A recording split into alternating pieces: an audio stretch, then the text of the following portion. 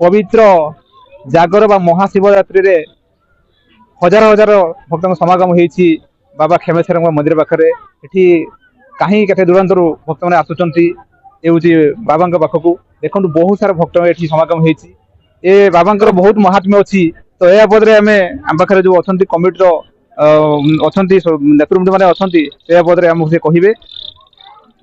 तो नमस्कार प्रथम आम ओडिशा हॉट न्यूज चैनल को स्वागत।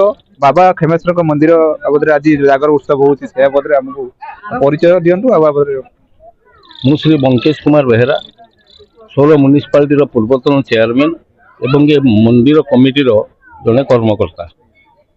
ये पीठ हूँ बाबा खेमेश्वर पीठ यांकर महिमा अपार। आमे आम पूर्वपुरुष मान पाखर शुणीचु ये मंदिर बहु पुरातन मंदिर। ये होचंती पाताली फुट देवता। बहु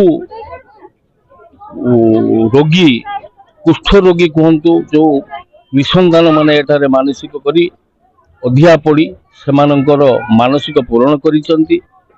ए पीठरे विशेष भाव रे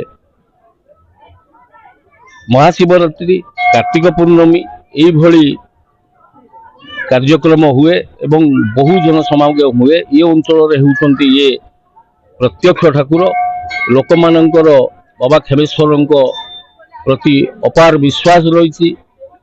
बाबा खेमेश्वर भक्त मान अपार करुणा रही। बहु जन समागम हुए।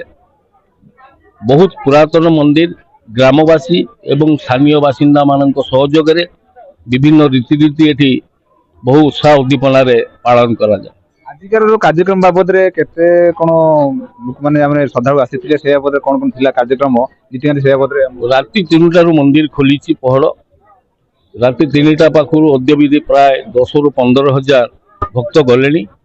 ये कार्यक्रम राति सारा चलो एवं बर्तमान जो भक्त माने दीपदान करती बहु संख्यार श्रद्धालु माने राति सारा ये दीप प्रज्वलन करती। आज भजन कार्यक्रम प्रवचन कार्यक्रम रही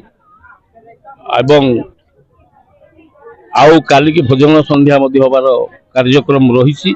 भाव प्रति वर्ष 2 दिन 3 दिन करके जागर यात्रा पालन करा जाए।